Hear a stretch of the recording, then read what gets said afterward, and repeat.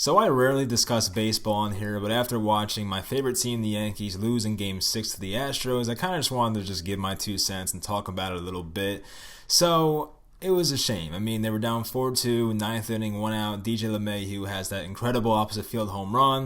It was like a 9-pitch at bat. It was awesome. I was like really hyped about it. And it seemed like the Yankees had the momentum in their favor. And then Aroldis Chapman comes in the, I think it was top 9, no, bottom 9.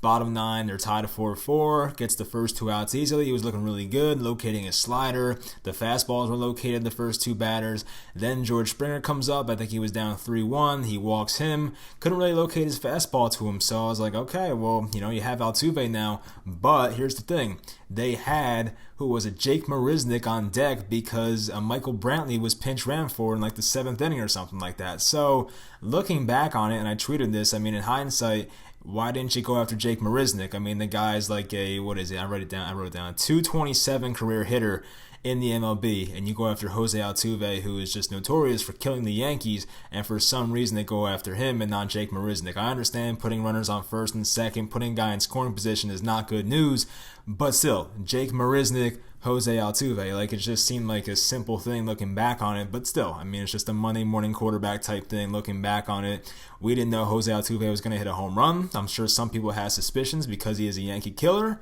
but it is what it is. So, I mean, it's a shame that happened, and it wasn't even Brantley on deck, so that kind of annoyed me looking back on it. And it's a shame because this Yankee team is really good. I mean, from 2017 on, obviously, they're one of the better teams in baseball. They've won over 100 games, I feel like, the last 3 years. They won like 102, 103 this year. And it's just unfortunate. We've seen it before in sports. I mean, if the Yankees were in the NL or the Astros were still in the NL or something like that, they probably would have made the World Series. But unfortunately, the best team in baseball happens to play in the American League as well. So that's just the bad news about it.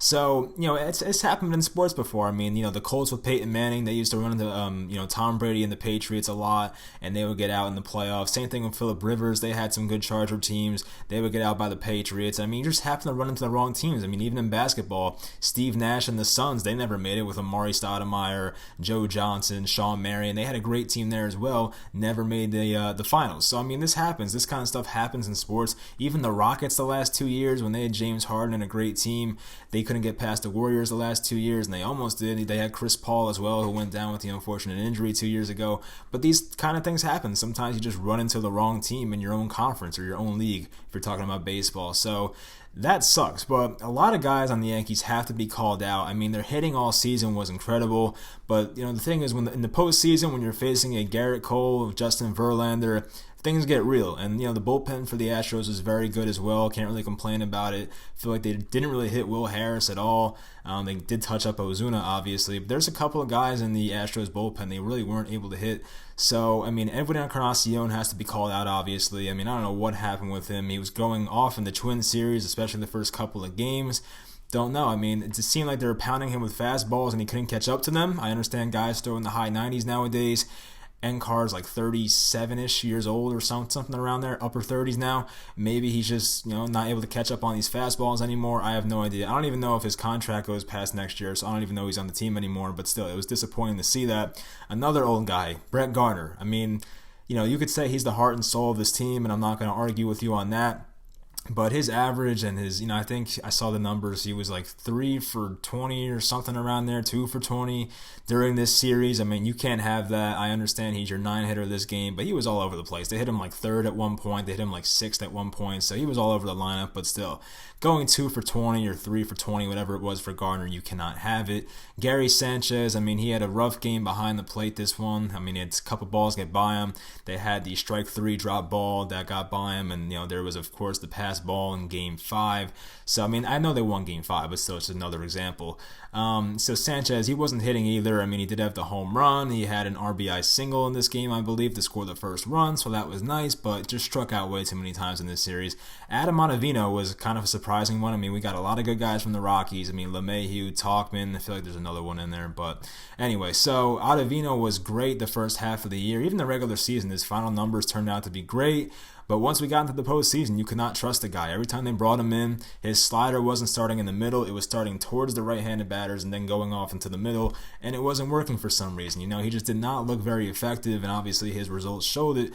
And even Giancarlo Stanton. I mean, look, the guy's injured. I get it, but they're paying him so much money.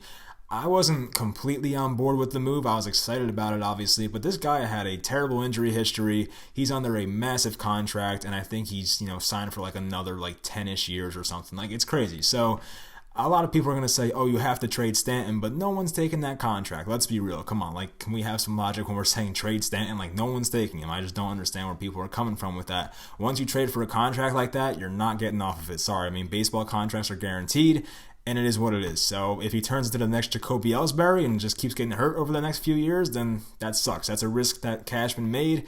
Now he's going to pay it off. So it sucks. I mean, when Stanton played, he wasn't terrible. He had a situation last game, game 5, where it was like second and third, I think, with nobody out or one out, and he struck out. I think it was no outs, and he struck out. So you can't have that. You just have to hit a ground ball at the minimum. Couldn't do it, and that obviously kills you. So another thing people are going to talk about is Gerrit Cole, and it kind of annoys me when people talk about it. If you wanted Gerrit Cole before he got acquired by the Astros, that's fine. But the people who look back on it and say, oh, why didn't you get Gerrit Cole?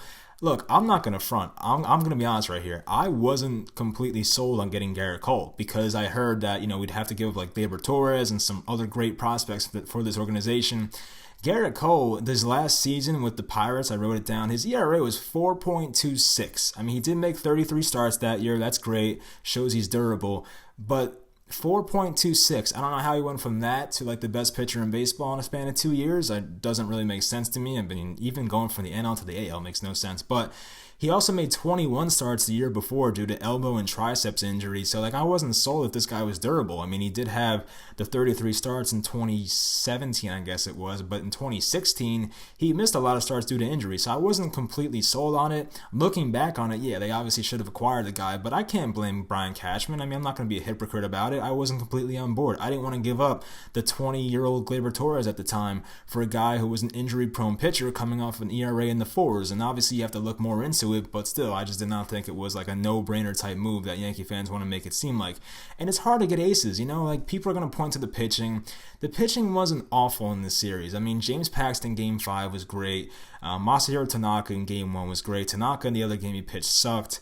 Who else? Luis Severino, he wasn't that great, but he was all right. I think he gave us like 5 innings, 3 runs, wasn't excellent, wasn't ace material, but it didn't kill us either. The thing that killed him was the hitting, and it wasn't even all Gerrit Cole. Of course, the one game Cole pitched, I think it was one game, yeah, he killed us. It is what it is, but you can't blame. They lost 3 other games. You can't blame it all on Gerrit Cole. They touched up Verlander in one game.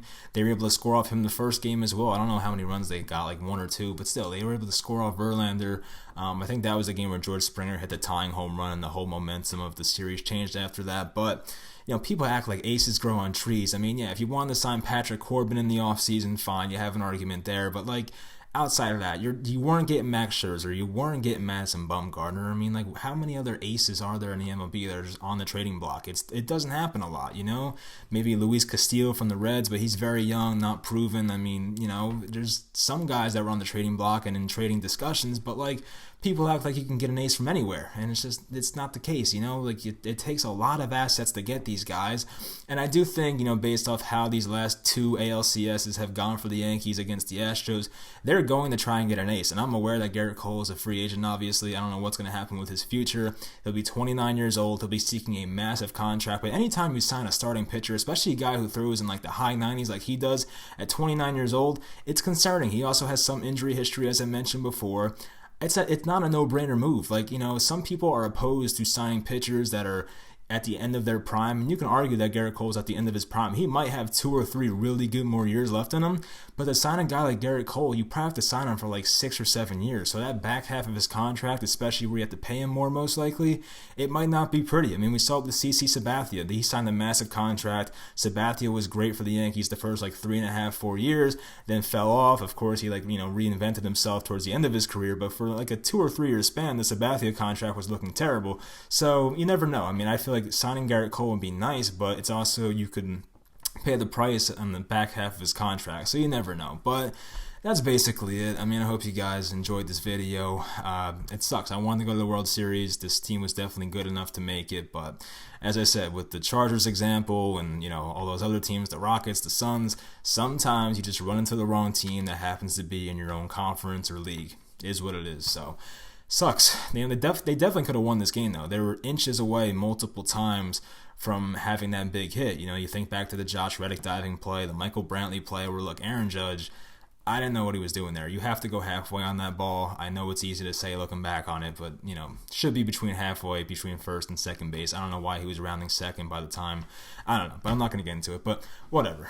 I have no idea what they're doing this offseason. None of us know. You know, but Brian Cashman, I mean, I don't know how long this window is going to last, but they need to win a World Series in this window. I mean, they have a great core of young players on this team. I hope they don't make it go to waste. I mean, I think I saw on the broadcast this is the first decade the Yankees haven't appeared in the World Series since like the 1910s, so not good. So we'll see what they do this offseason. It was a crappy way to end the year, and looking back on it, they probably should have faced Jake Marisnick, but you know, can't go back in time. So I hope they learn from that mistake, and hopefully you guys enjoyed watching this. So I'll talk to you guys next time.